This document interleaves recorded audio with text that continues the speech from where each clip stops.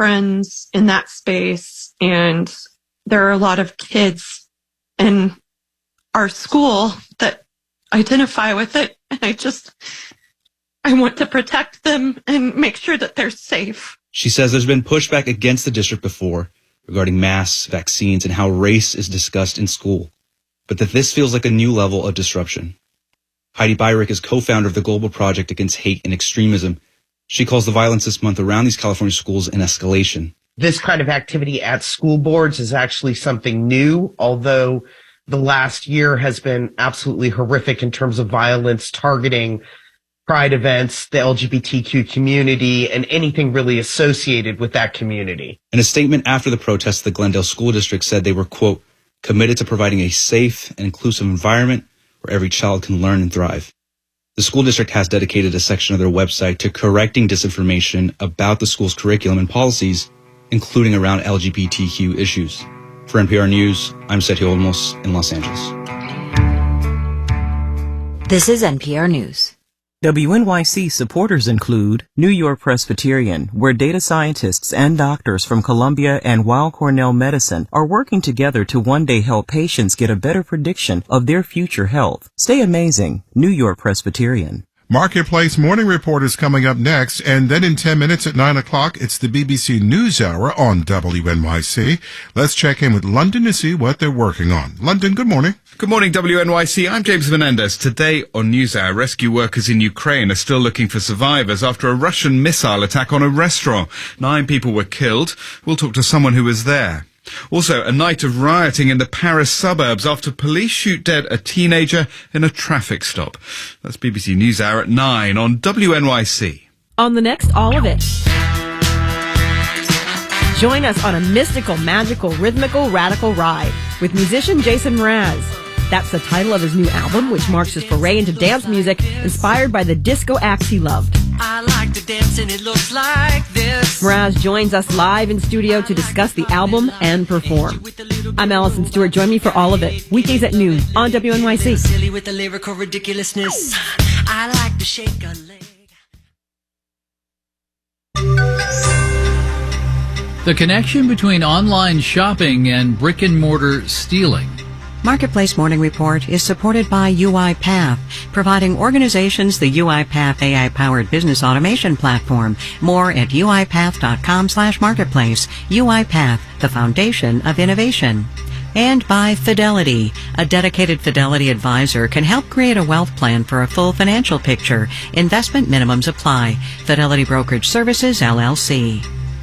I'm David Brancaccio. Online shopping sites have a new duty this week to accurately identify high-volume third-party sellers. This is an effort to thwart organized criminals who steal merch at brick-and-mortar stores, with their loot showing up at discounted prices online. Marketplace's Nova Safo is here with more.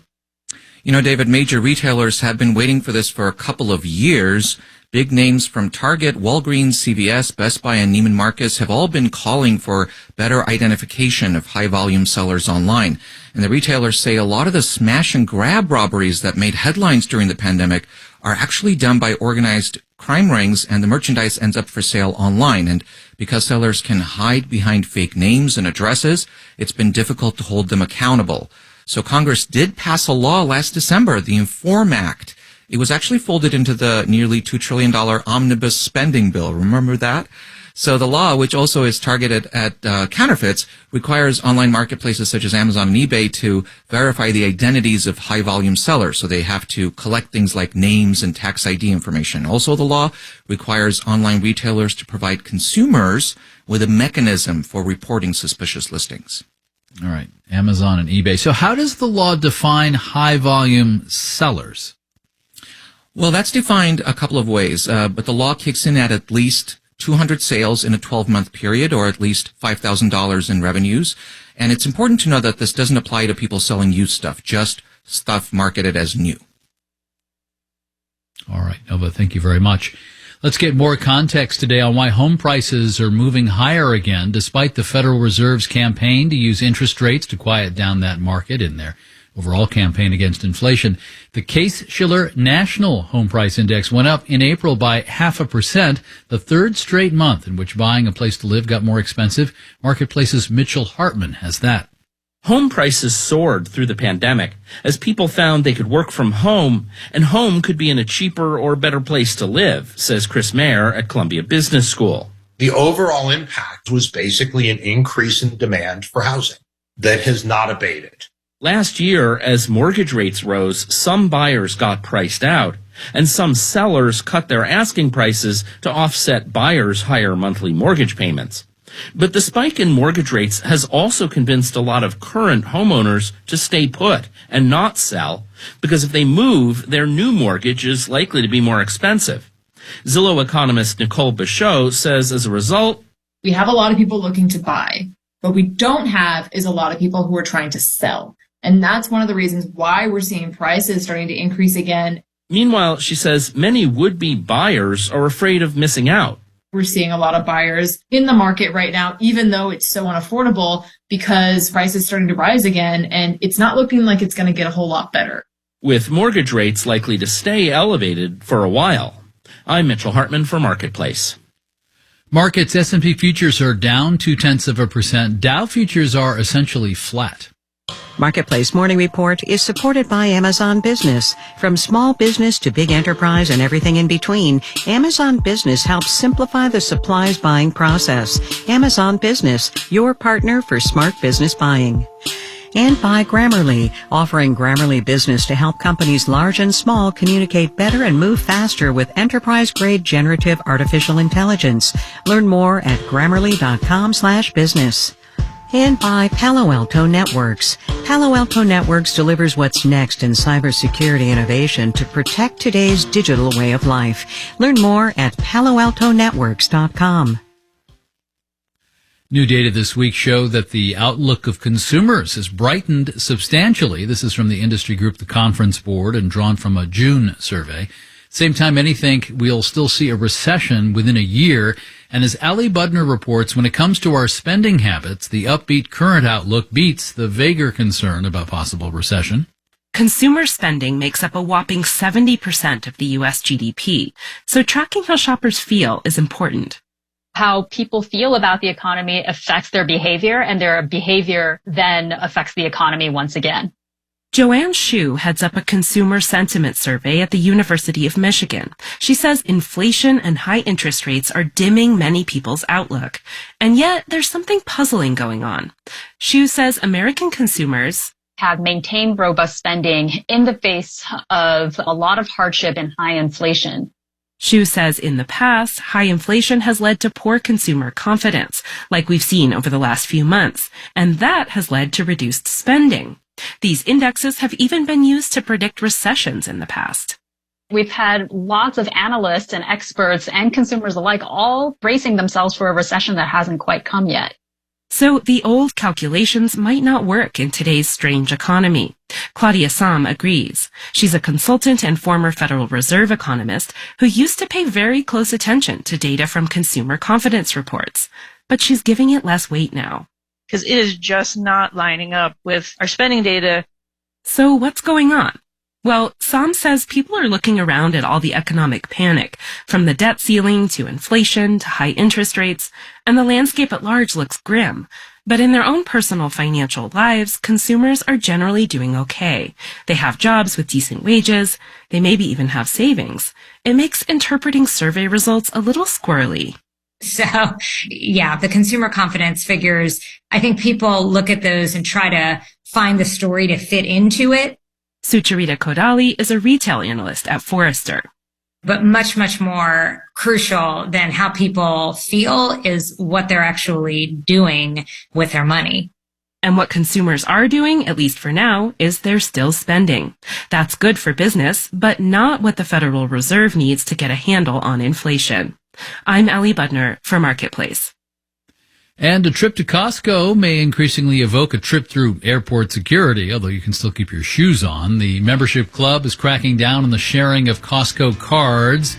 It better be you, and you better have photo ID. In a statement, Costco wrote, "We don't feel it's right that non-members receive the same benefits and pricing as our members."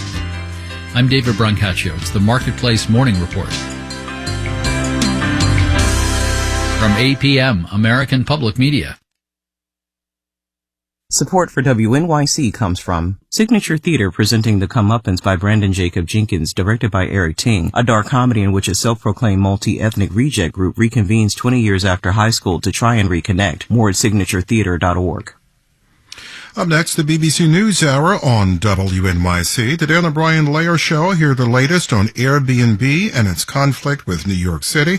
That's at 10 this morning. And remember, join Brooke Gladstone tonight for a live conversation on the Supreme Court and the impact of some of its recent rulings. Reserve your free tickets at wnyc.org/thegreenspace.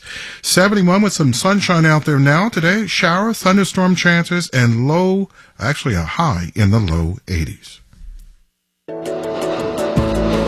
This is WNYC FM HD and AM New York.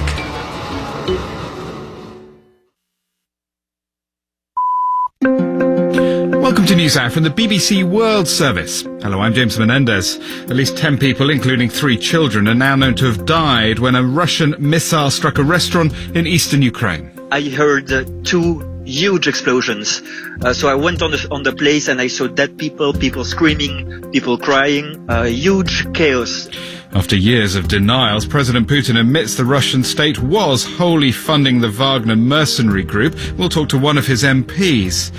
A night of rioting in the Paris suburbs after a teenager was shot dead by police. That was condemned by President Macron. It's inexplicable, unforgivable. The case was immediately referred to the courts. I hope that they will carry out their work quickly and that the truth can be established as soon as possible. And the golden multi-million-dollar allure of the artist Gustav Klimt. First, the news. Hello, I'm Moira Alderson with the BBC News. President Macron has described as unforgivable the lethal shooting by a policeman of a 17-year-old boy when his car was stopped in a Paris suburb. 31 people were arrested and 24 police injured during the ensuing clashes. Mr. Macron said the shooting would be fully investigated. Nous avons un adolescent qui a été tué. C'est inexplicable. We have a teenager who has been killed. It's inexplicable, unforgivable. First of all, these are words of affection, shared sorrow and support for his family and loved ones. Secondly, the case was immediately referred to the courts. I hope it will carry out its work quickly, of course, and that the truth can be established as soon as possible. Ukrainian police say at least 10 people were killed in last night's Russian missile strike on the eastern city of Kramatorsk. Over 60 are wounded. The missile destroyed a busy restaurant. Yuri Sak is an advisor to the Iranian Defense Ministry. Emergency services are still searching through the rubble, and unfortunately it is quite possible that there are still people or bodies of people underneath the rubble. This just underscores that these are not normal people with whom negotiations are possible or with whom these are terrorists who have to be either destroyed on the battlefield, which is what the Ukrainian army is successfully doing, or their other alternative is to surrender and stand trial. A demonstrator has set alight a copy of the Quran at a small protest in the Swedish capital, Stockholm. A small counter-protest was held at the site near the city's main mosque. The police had allowed the protest to go ahead after courts ruled they'd been wrong to prevent recent rallies where Quran burnings had been planned. The issue has complicated Sweden's application to join NATO, which is being blocked by Turkey. Our Europe editor is Danny Eberhard. We have seen reports that the person involved, who is said to be an Iraqi refugee, a person called Salwan Momika, who bills himself as an atheist, he has placed bacon on the Quran. What we can surmise is that it doesn't take many people to make a provocation that can lead to a much larger reaction elsewhere. Our reporter Danny Eberhard. At least 10 people are reported to have been killed in Myanmar after the military attacked a village in the northwest. A local anti-government fighter said a jet dropped 3 bombs on Naeung Khon village on Tuesday. Myanmar has been plunged into violence since the military seized power 2 years ago. Human rights groups accuse the regime of carrying out extrajudicial killings to crush its opponents. World News from the BBC. On WNYC, Yusef Salaam is declaring victory in the race for a Harlem City Council district. What has happened in this campaign has restored my faith in knowing that I was born for this. Preliminary results show Salaam with a significant advantage against state assembly members Inez Dickens and Al Taylor to secure the Democratic nomination. Salaam rose to prominence as one of the exonerated five, a group of 5 black and Latino teens falsely accused of attacking a white jogger in the 80s that made national headlines. Salaam is vying to replace Councilmember Kristen Richardson Jordan, who decided not to run for re-election. New York City hospitals say they're using artificial intelligence to help save lives. WNYC's Jacqueline Jeffrey Walensky has the latest on how these tools can improve people's health. These algorithms can estimate your likelihood of falls, malnutrition, ICU admission, and even death. They do that by sifting through your medical records and looking for risk factors, much like a human doctor would. The difference, 3 major hospitals say, is speed and efficiency. Dr. Michael Boughton works with NYC Health and Hospitals. It's not doing something that a physician or a nurse looking at the chart couldn't do, but it's constantly on. It doesn't get tired, and it will flag to the staff that, hey, maybe you should take a look at this patient. Boughton and other experts say these systems aren't meant to replace doctors and nurses. The AI just helps to quickly identify the most at-risk patients. 71 and partly sunny in the city right now, mostly cloudy with a slight chance of showers this morning, then partly sunny with likely afternoon showers and thunderstorms, highs in the lower 80s again today, and then tomorrow mostly sunny and mid-80s. Again, 71 right now.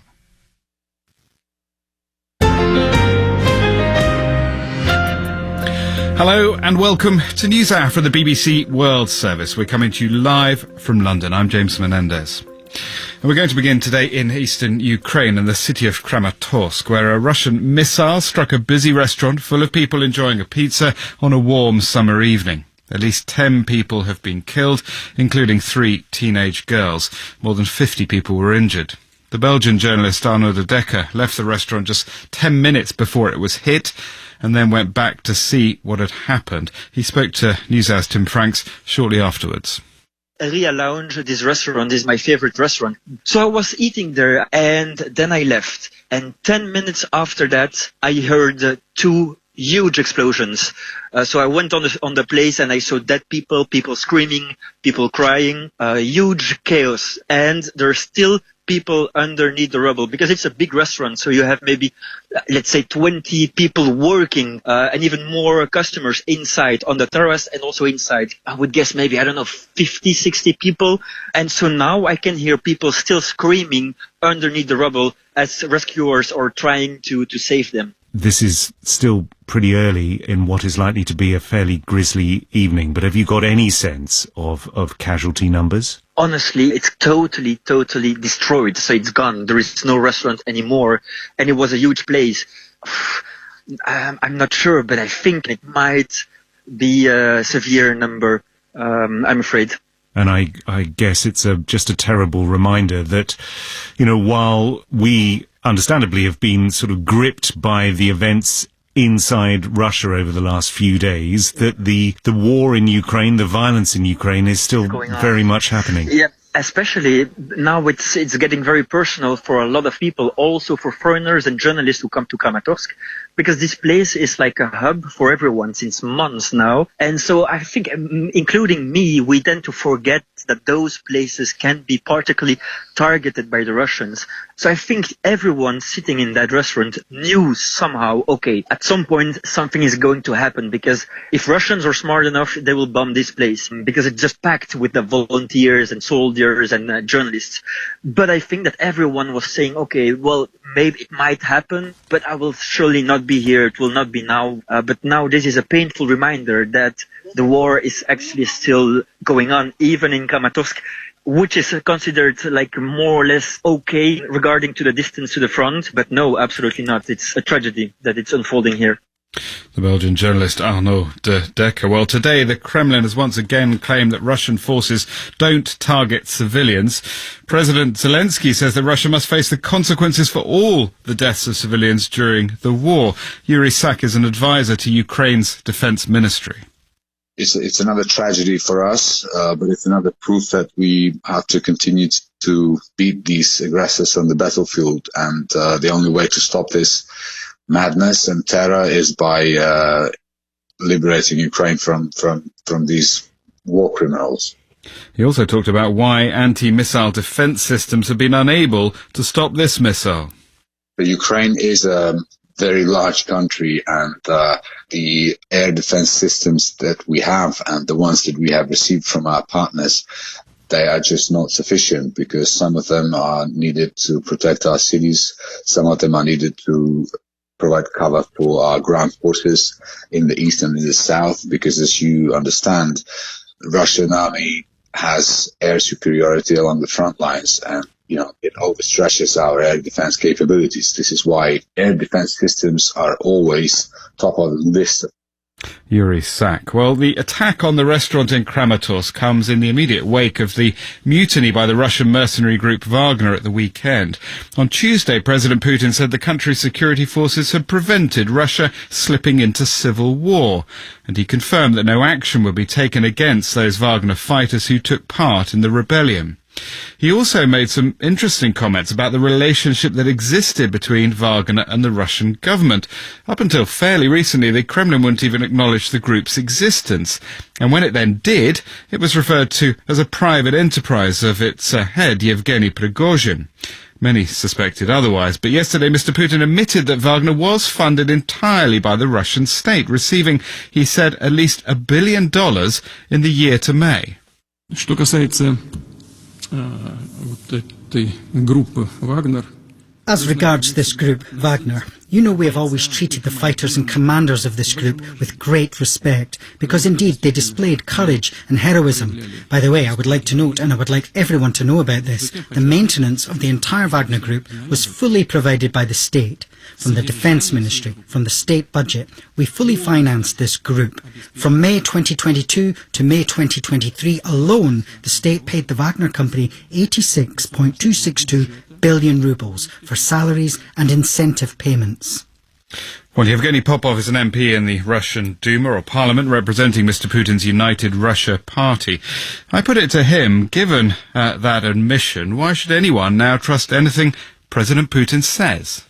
He is telling it not to you, not to the West. We don't care you believe him or not believe him.